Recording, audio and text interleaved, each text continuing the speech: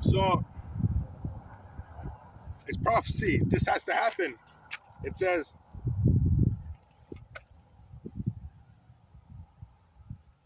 thy dream and the visions of thy head upon thy bed are these.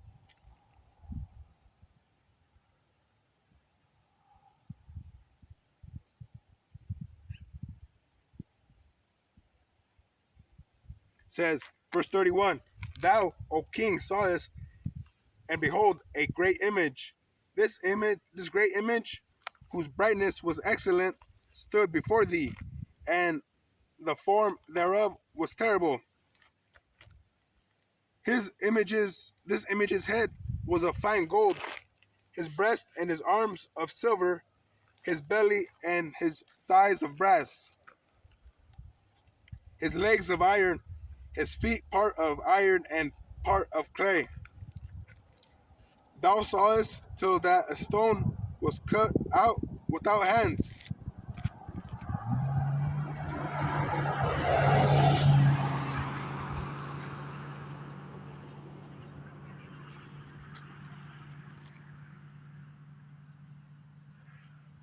which smote the image upon his feet that were of iron and clay, and brake them to pieces.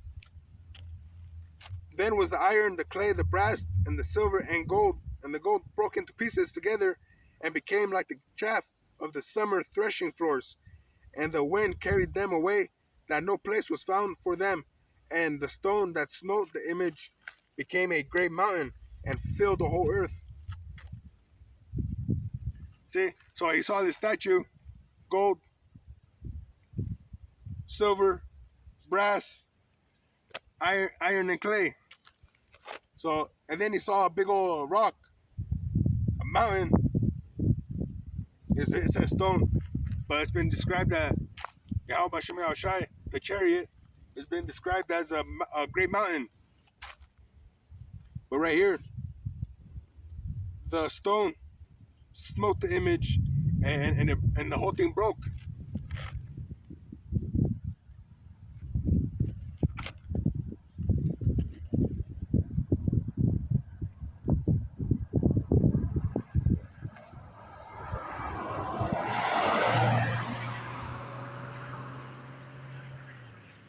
It says, thou, O king, art a king of kings, for the power of heaven have given thee a kingdom, power, and strength, and glory. And wheresoever the children of men dwell, the beasts of the field and the fowls of the heaven have he given into thy hand, and have made thee ruler over them all. Thou art this head of gold. And after thee shall rise another kingdom inferior to thee, and another third kingdom of brass, which shall bear rule over all the earth. So right there said Nebuchadnezzar, you're this great gold head, and then there's going to be another kingdom after you, and that's going to be the silver, and then there's going to be the brass. It says, and another third kingdom of brass, which shall bear rule over all the earth. And who is that speaking of? It's going to get into it right here.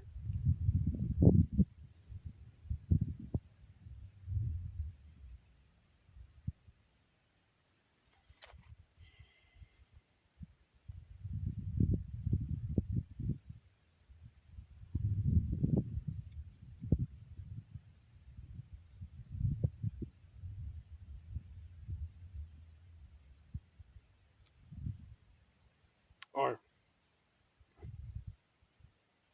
it goes in. Hold on. And the fourth kingdom shall be strong as iron, for as much as iron breaketh in pieces and subdueth all things, and as iron that breaketh all these, shall it break in pieces and bruise.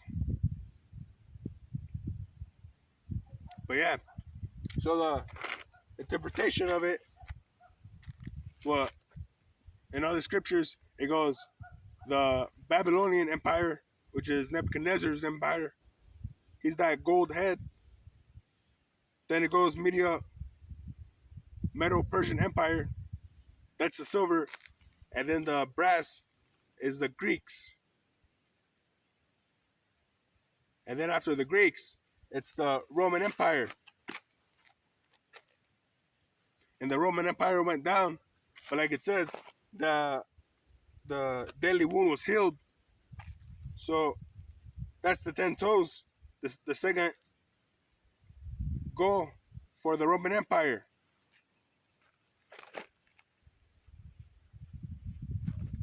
And that's what we're living in today.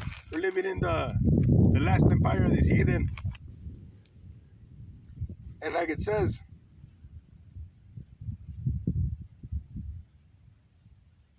and in the days of these kings shall the power of heaven set up a kingdom which shall never be destroyed, but the kingdom shall not be left to other people, but it shall break in pieces and consume all these kingdoms, and it shall stand forever.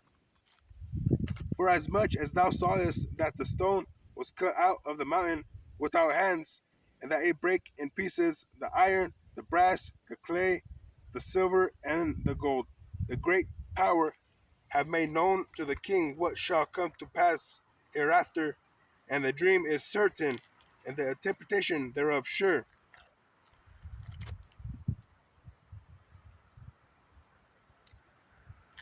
So these things are going to happen. They have to happen. Like Yahweh said, not one jot or tittle shall pass away to all be fulfilled. So that's why this Edomite in rulership right now, Esau Edom, he's afraid. He's doing all kinds of stuff to get prepared as well as they can, because they know Yahweh Shai is going to come down and bust up the statue and take the kingdom.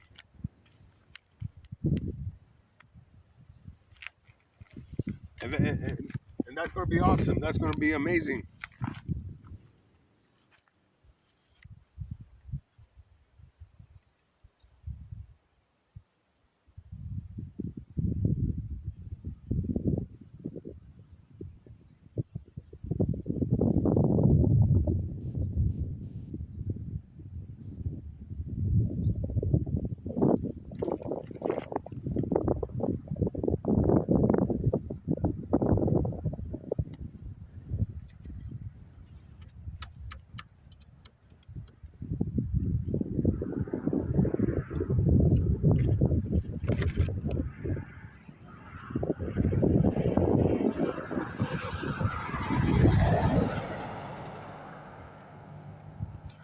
Like I was saying just a second ago, that they're getting ready because Yahweh Bashim Shai said that the sun, the moon, the stars are set up so that it can give us signs of what's going to come.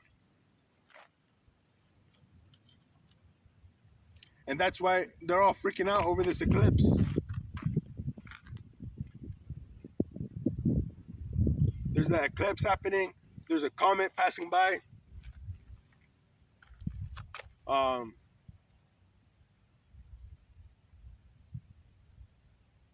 there's an article that one of the brothers shared about there's going to be like giant bugs here in America real soon.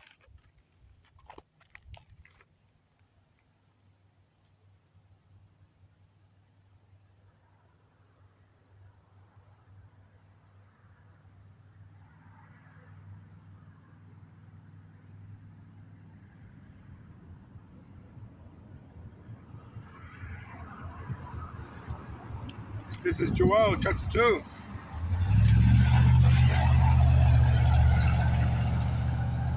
It says, verse 1, blow ye the trumpet in Zion, and sound an alarm in my holy mountain. Let all the inhabitants of the land tremble, for the day of the Lord Yahweh cometh, for it is nigh at hand, a day of darkness and of gloominess, a day of clouds and thick darkness, as the morning spread upon the mountains, a great people and a strong. There have not been ever the like, neither shall be any more of it after it, even to the years of many generations. So that day, when Yahweh Shemel Shai comes, it's going to be a day of darkness and gloominess. So that's why they're freaking out, and they're making the Space Force and doing everything they can so that they can fight against the Lord. Like they have they call it DEW, direct energy weapons. They're gonna try to fight the Lord with lasers. And where they get the idea from? From Yahweh Bashim Yahweh Shai. Because he has super high concentrated fire weapons. And they show that in that movie, Independence Day. You know, they try to fight the invaders. Like back in the day, when Pharaoh he refused to give up the Israelites, God's people. And the modern day Pharaoh is Esau Edom, and he has us in bondage, and he doesn't want to get, excuse me, and he doesn't want to give us up. So what's going to happen? It's going to be a great, it's going to be a great fight, battle. And first, it's going to start with these nations fighting against each other in the Battle of Armageddon. And then the Lord's going to crack open the sky and melt these people.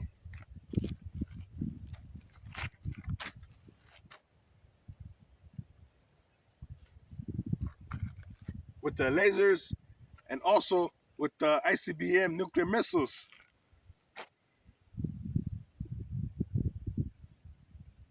Like it says right here, verse 3, a fire devoureth before them, and behind them a flame burneth.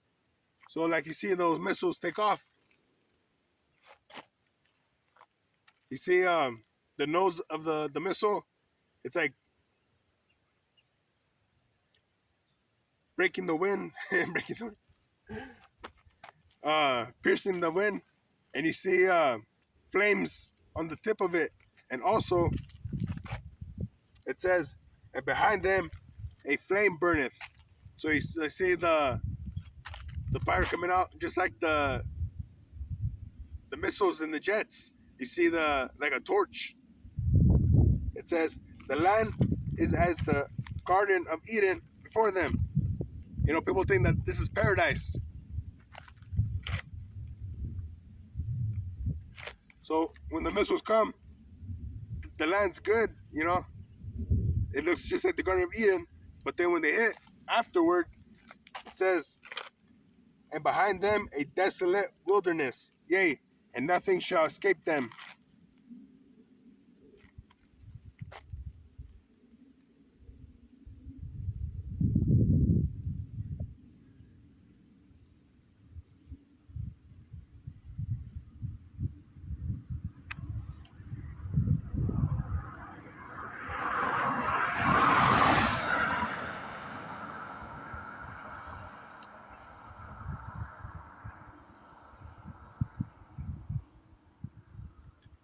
Like, check this out.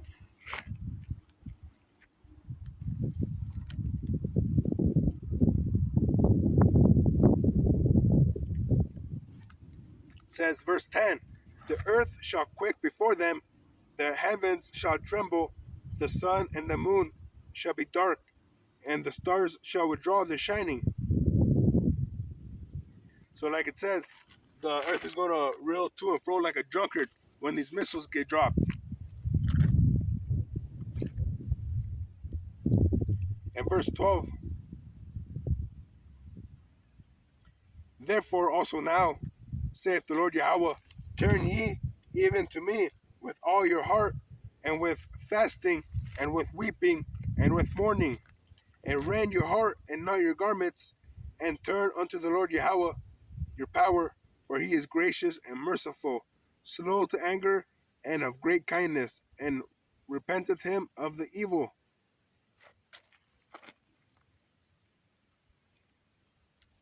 See, so that's a cut to the people that think that hell is a place where you burn forever. No, like you just said, and of great kindness. Where's the kindness in going to a pit on fire and you have no, there's no mercy with that. To burn for all eternity, that's pretty heavy. But right here, with great kindness, he is merciful and gracious. So that fire, the lake of fire, is going to be America when it's totally destroyed. It's going to be a great fire. So Yahweh Shemel Shai is telling us to repent and to seek Him so that we can get some mercy and be saved up out of it. That's what the salvation is talking about.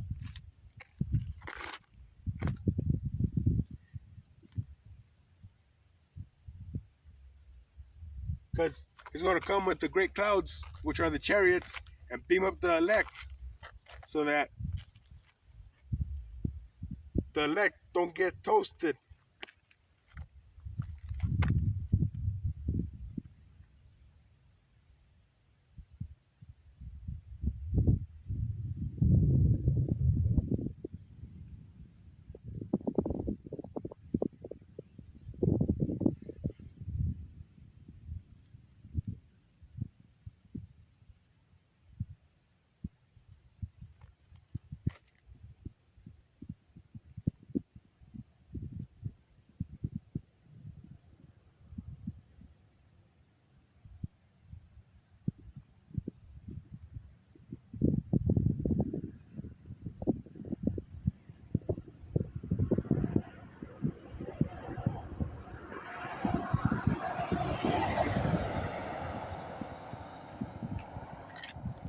This is the book of Hosea, chapter 4, and verse 1. It says, "Hear the word of the Lord, Yahweh, ye children of Israel, for the Lord have a controversy with the inhabitants of the land." Why? Because there is no truth, no mercy, nor knowledge of the Most High in the land. So this is happening. This is all going to happen because there's no truth. No one knows Yahweh Bashem Yahweh Shai except for the awful elect. And not everybody that says that they're Israelites know how to serve Him and who to call on.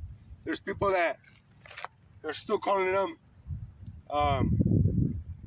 Yahuwah, Yeshua, Elohim, and there's people still calling on that false idol, on that idol, Caesar Borgia. They call him Jesus Christ, but we know that's not his name. The J didn't come around till way later, like the 1500s or so.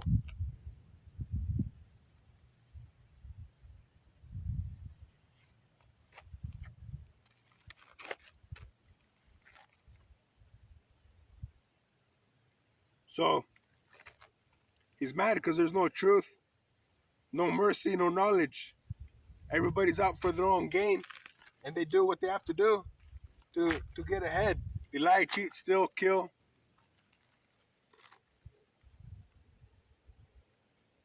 But like it says, the joy of the hypocrite is but for a moment, you know? So these people are living it up right now, but they're going to wish that they had time to get right, but it's going to be too late.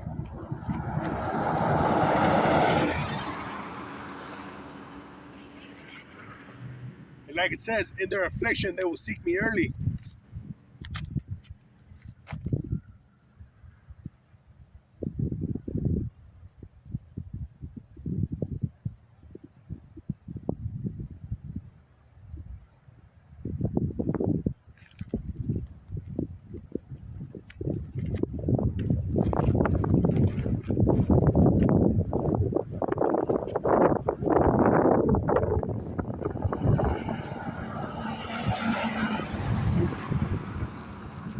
It says right here, Hosea 4 and 6, "My people are destroyed for lack of knowledge, because thou hast rejected knowledge, I will also reject thee, that thou shalt be no priest to me, seeing thou hast forgotten the law of thy power. I will also forget thy children, as they were increased, so they sinned against me. Therefore I will change their glory into shame. Verse 8, they eat up the sin of my people, and they set their heart on their iniquity.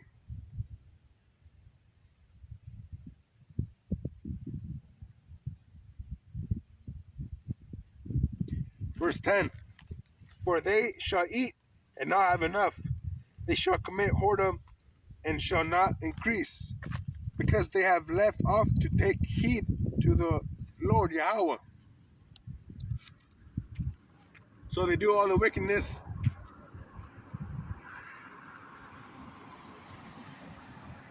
and they were increased. They lied. They did all kinds of abominable stuff, and they got more money.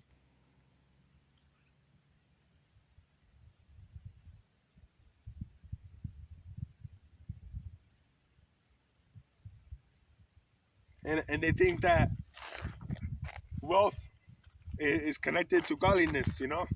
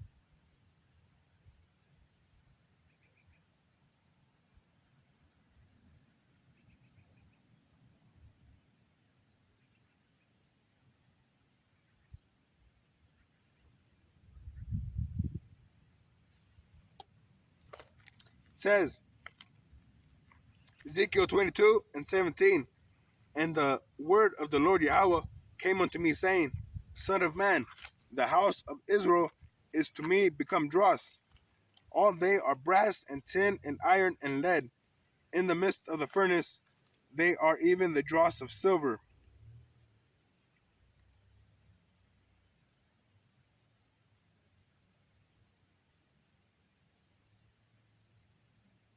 It says, Therefore, thus saith the Lord Yahweh, because ye are all become dross, behold, therefore I will gather you in the midst of Jerusalem, as they gather silver and brass and iron and lead and tin into the midst of the furnace, to blow the fire upon it, to melt it.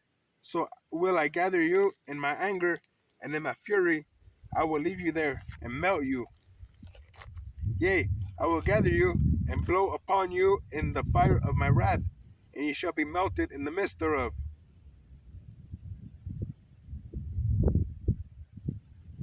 See? So everybody that is not part of the elect, they're going to be left here, and they're going to be melted. With what? With the ICBM nuclear missiles. Just look up a video, and you can see what kind of damage that does. And imagine, like it says, think like 200,000. So it's going to be a lot of nuclear warheads in the sky dropping down. And like it says, now one of them is going to miss their mark. So you can't hide from the wrath of the Lord. It's going to happen. And just pray and hope that you're part of the elect. But you got to put on as the elect. You got to do what is pleasing unto the Lord Yahweh Bashem Shai. Like it says, you got to have faith and you got to have works. Because faith without works is dead.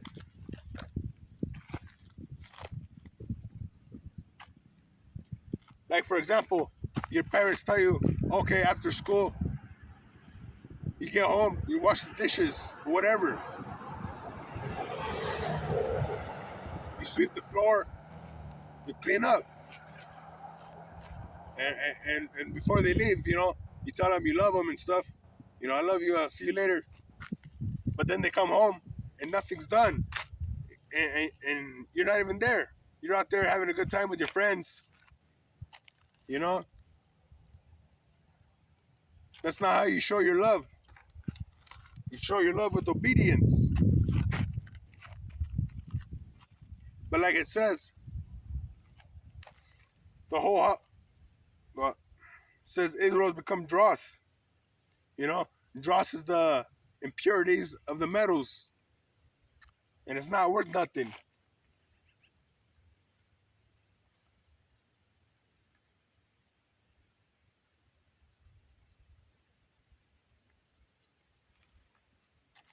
Like it says right here,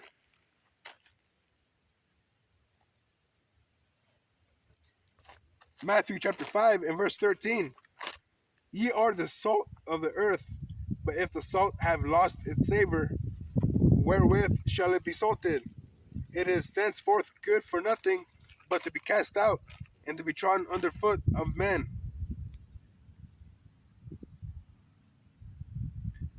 See? So, what seasons us? The law, statutes, commandments that Yahweh Shemel Shai gave us. But if we don't do what we're told, we lost our flavor and we're good for nothing but to be burnt up.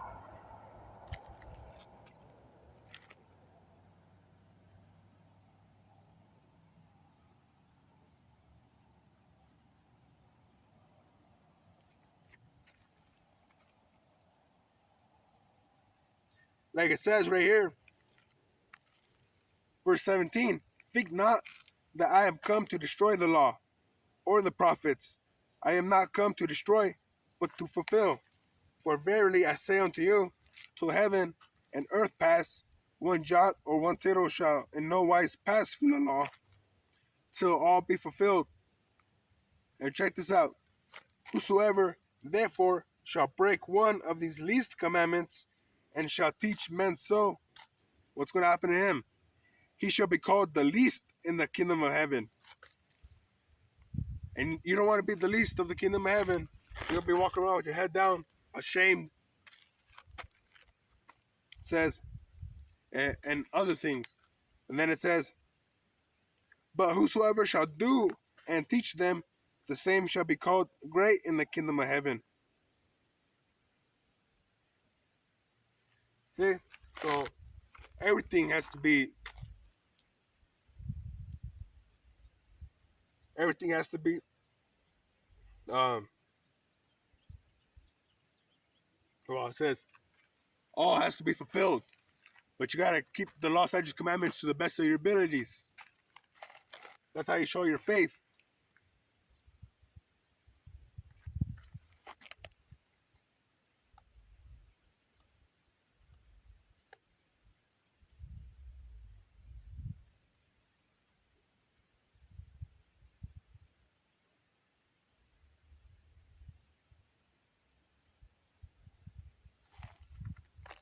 Hold on.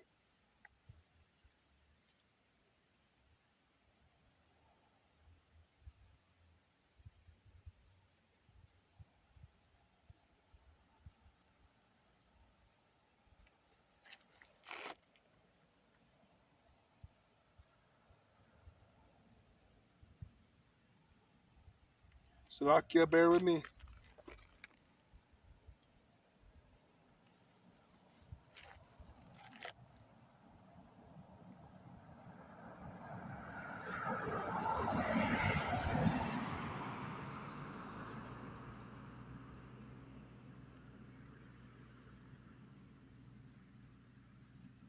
It says, Judges 5 and 11, they that are delivered from the noise of the archers, from the missiles, in the places of drawing water,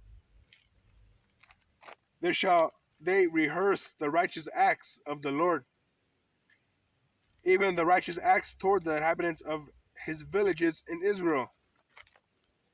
Then shall the people of the Lord go down to the gates. And the point is to rehearse the righteous acts, because we can't keep it 100%. Like, for example, one of the laws is not to mix your fabric, but we can't make our own fabric, so we're subject to buy clothes from all these other nations, and they put all kinds of crap in them.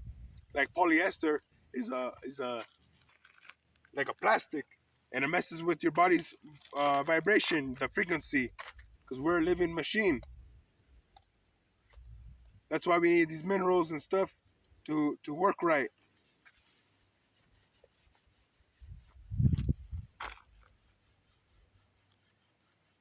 But yeah, rehearse the righteous acts, and we're looking to be safe from them archers, from the arrows. Let's see what we got here. All right, still rolling, still rolling.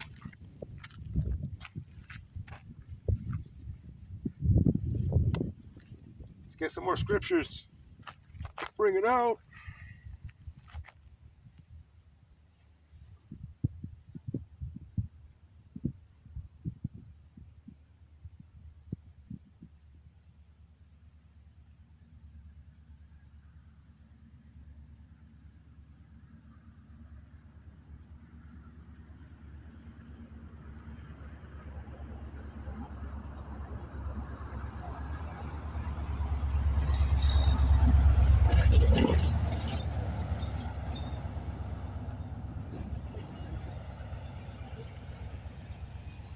It says, it's Isaiah chapter 19 and verse 1. The burden of Egypt, behold, the Lord Yahweh rideth upon a swift cloud, and shall come into Egypt with the idols